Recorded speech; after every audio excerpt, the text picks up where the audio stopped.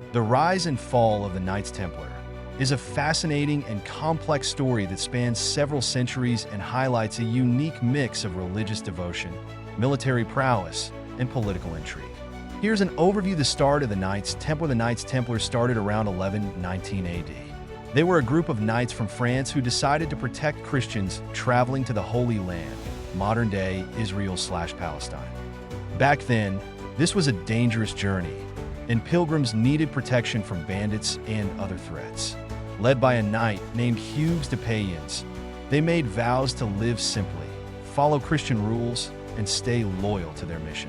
The group called themselves the Poor Fellow Soldiers of Christ and of the Temple of Solomon, since they were based near a site called the Temple Mount in Jerusalem.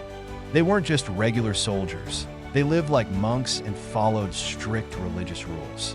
Over time, they became famous for their bravery and dedication, which helped them get support from both the church and many kings across Europe. Growth in wealth and power, the Templars gained a lot of support and donations from wealthy people who wanted to help the church. They soon owned land, castles, and treasures across Europe and the Middle East. They even created an early banking system, allowing travelers to deposit money in one place and pick it up somewhere else safely. This made travel much less risky and brought in even more money for the Templars. Their wealth and influence kept growing.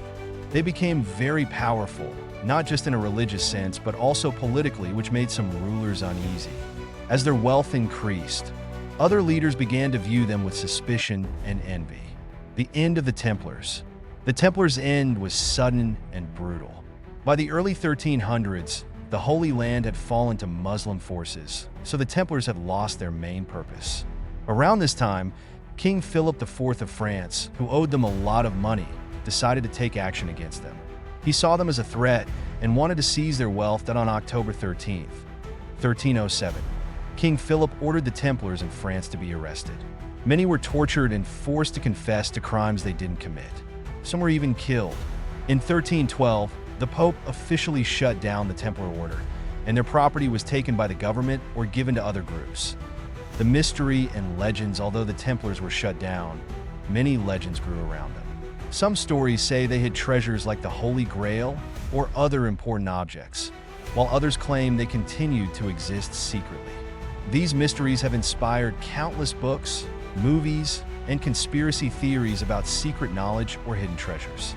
Final thoughts: the story of the Knights Templar is one of great loyalty, success, and betrayal. They started as a humble group of knights with a mission to protect travelers. Over time, they became one of the richest and most powerful groups of the Middle Ages. Their sudden fall has kept people wondering what really happened to them, and if they left behind any secrets or treasures. This story of the Templars shows how religion, power, and politics often got mixed up in history, and why people are still fascinated by them today.